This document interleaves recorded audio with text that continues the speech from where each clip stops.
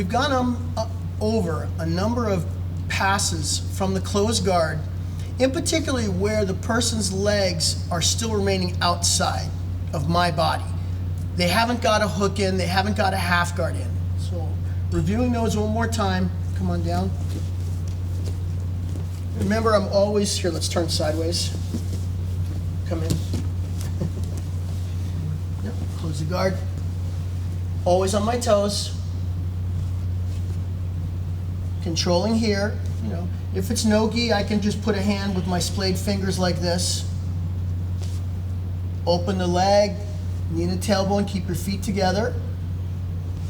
Arch back. Sometimes the guard will open, right? If the guard opens right away, it's usually because my partner's smart and they know the guard's gonna open, so they're moving into a different position.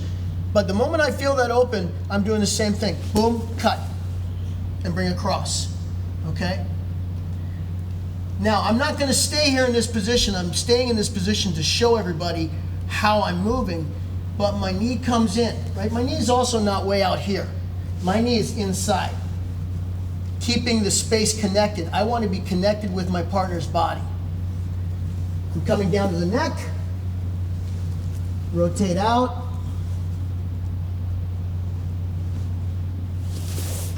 passing the guard. Okay? Come back in. That's the basics of what we're looking to do. We showed how I can come here, I can put the knee in the tailbone, I can open up. Maybe Tristan starts to lift this leg up to my side. I can go under, and I can come in and grab. Keeping this tight, keeping this here. And I can pass, right? We can also stack our partner. It's gonna be really tough to do this with Tristan, but I'm gonna pin this down, pull this in, and I'm gonna come up and I'm gonna stack on top of him. And I'm gonna work my way around, okay? We went to what happens if we go into this pass and Tristan just opens, but the leg doesn't move, he just kind of stays there. Oh, I move into double under. Right? So there, I have double under there. Again, I can do an old traditional double under, which I feed the lapel, I lift up high, I'm gonna stack, I'm gonna reach underneath, I'm gonna squish Tristan and come around. And I'm a little nervous about breaking my 120-pound son. This way is a little easier. Here, I open, he opens his guard, I come under, I just stay in tight. That's it. I just sit here, nice tight base. I'm even down on my toes right now, so I'm not too worried about applying the pressure. What I need to do now is I need to feed the collar. Feed the collar to my hands. And I'm here. Look at my elbow. My elbow isn't chicken winged out, my elbow's tight. Now I go up, now I put my toes. And now it's just a matter of rotating. I'll move my legs apart a little bit, and I'll rotate and pivot my hip.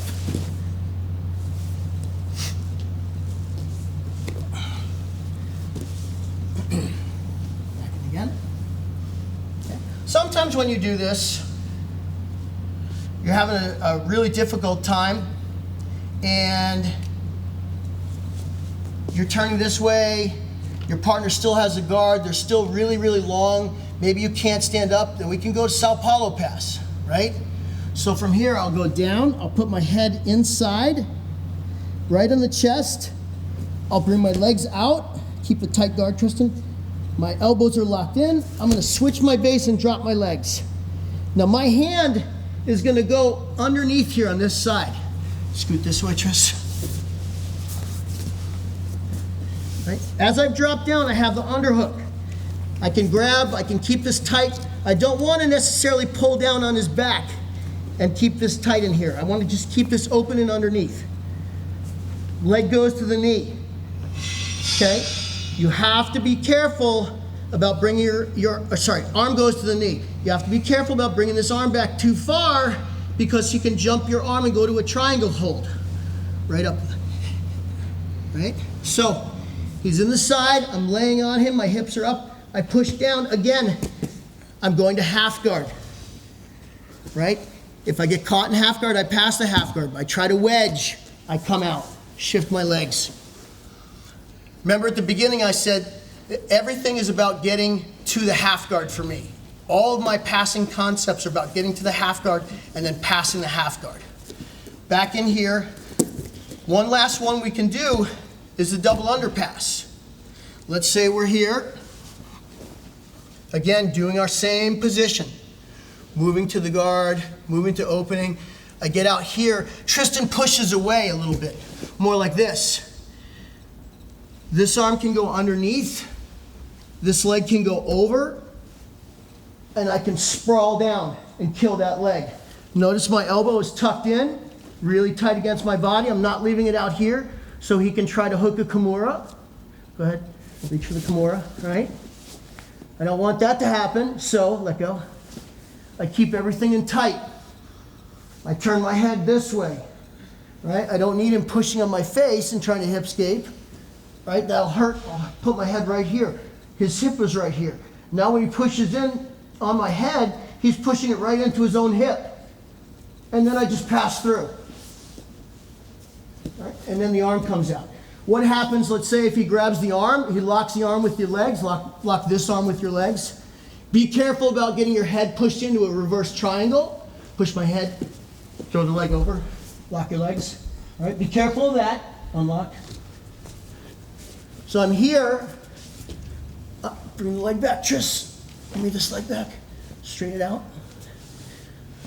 I fold it over. I come out. I cross. And now he locks his legs up. I can use my own leg to wedge. Pull this out. Okay.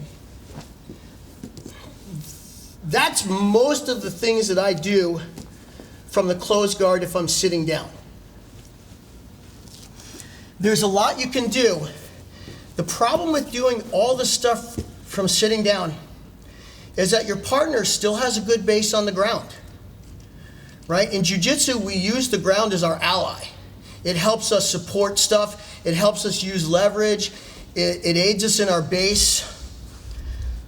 So when you're down in the ground, your partner still has the ability to counterattack.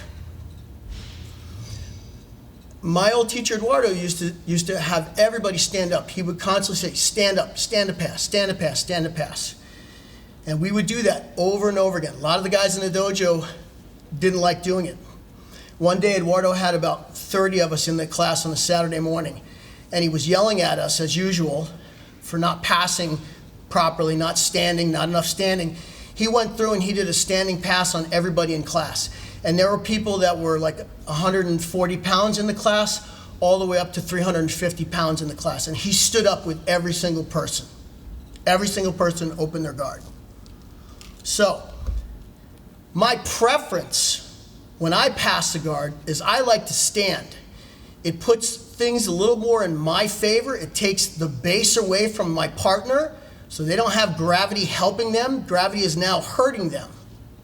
I can actually use their weight to help my stance so that I can stand there for a very long time and try to open and pry open their guard. All that time, gravity is weighing on the person. They're starting to feel their body slip. It's very difficult for a person to deal with someone standing up and opening their guard. Now, there are lots of things that there are things, not lots of things, but there are things that the person that's getting stood up within their guard can do. Everything in jiu-jitsu has that counter movement that we can do. What do we do in this case? Oh, I do this so I gain an advantage. There are plenty of things for the person to do that's in the guard, that's having their guard stood up from. We'll address those at another point in time. The main focus I'm going to be here is taking the guard passing from the ground, moving it up.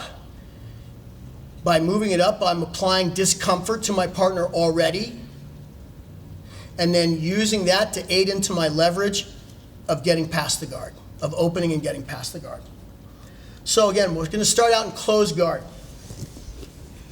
Tristan, right here. Yep, let's scoot back just a little bit and face this way. Actually, face this way. Okay. We'll be on this angle here. So here I am. My partner's got a very strong guard. The way I used to like to stand guard is I used to like to grab the collars with two hands and I like to unfold them like this. I would put one knee up like this, keeping my leg in really tight, and then I'd put the other leg and I'd squat and bring my partner on the shelf. My knees would come together on the shelf. And then from there I would start just opening the guard and oh hey look, getting back to that passing position that I always try to go to. Notice that my foot is out here, I left it there. I bring the foot back, I do the continual pass like I did before. Everything from the bottom part of passing the guard stays the same once I come back down. The double under position, the over under position, all of that stuff stays the same. It's the standing up part that changes when opening the guard. So I used to do that. And I had a lot of success. A lot of my friends at the Gracie Baja Clearwater Academy, I used to do this too, and I was very successful at standing up in the guard. The only person I had a real tough time standing up against a guard was my teacher, Eduardo. When I stood up, no matter how tight this leg was in, even if it was back a little bit, the moment this other leg went up, Eduardo was always underhooking the leg. Underhook that leg. Not just one. Always. And then I knew he was going to do a waiter sweep on me. I knew I was going. If I came back down on the leg, or if I dropped down on this, my weight would be off balance. He'd sweep me all the time.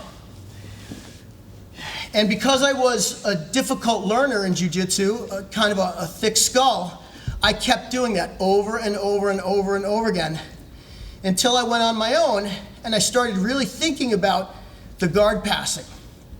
I'm remembering all the times Eduardo would catch me. So then I looked, I'm controlling the arm now, always controlling that arm. And I stand, this allows me to have his arm out here, out of play of the game, not getting an underhook, give me the arm, not getting control of my collar or my sleeve here or my collar, but keeping the arm out. When I grab and I control and I twist it in, I don't let Tristan circle his arm and get away. I keep to the outside of that arm. He can't circle and break that grip. Circle and break the grip. It's very difficult. So I keep control of this arm. I'm holding him down a little bit still here, but also holding my base here. I'm going to stand up. When I stand up, I'm going to change the grip from this hand holding it to this one holding it. And I'm going to show you a couple different ways why we do that. You still got the guard? You're good? Mm-hmm. Okay. So, as I stand up, I grip. I stand all the way up and I pull this up. Now notice what happens to his torso. See how he lifts up? My hips are forward and extended. My hips aren't down. My hips are pushed in. My head might be turned down looking at my partner, but my chest, everything is up. Hand goes to the inside of the knee again. Tristan's already struggling to hold this guard open, as most people will be. Hands inside the knee. I push back a little bit. My arm should be controlling this knee here enough to the point where I can push it back and get back to my position. Okay? You can do it without switching the hands. I can be in this position here, right? I'm here. I just stand up and I do this, right? And from here, I can do the same thing. I can drop down to the knee, hug the head, change the leg. I don't like that though. My personal preference is to get that cross grip. Because when my partner is still sitting there with his hips aligned, with his body straight against mine, there's the ability for him to move and to do something to off-balance me. When I grab that arm and pull him across, it really takes away his ability to move me. Okay, so back again.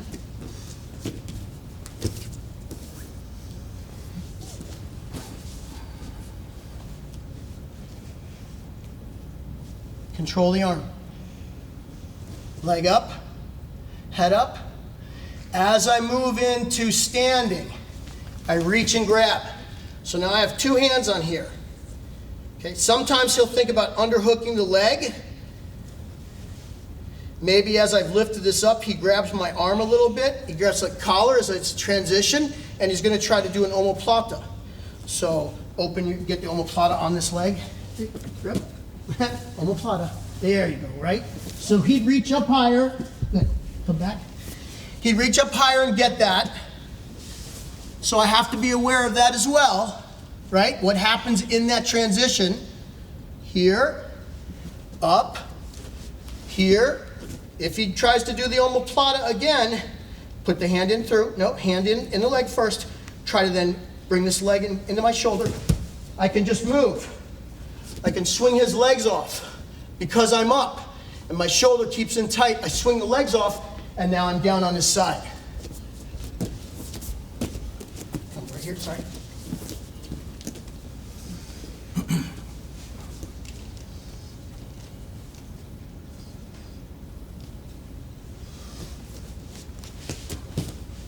Pulling this up though.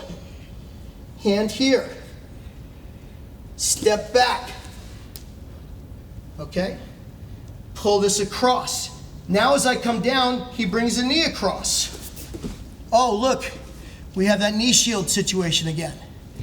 I do the same thing. I push this down. I release. I have his arm partially trapped by his own leg. I come out, flat. I slide across, and I slide back in.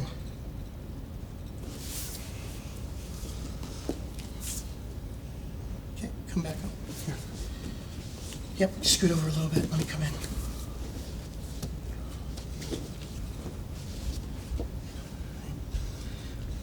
Sometimes you're going to have a tough time grabbing that arm. Person's not going to let you. They'll keep the arm away, right? And they'll play this game.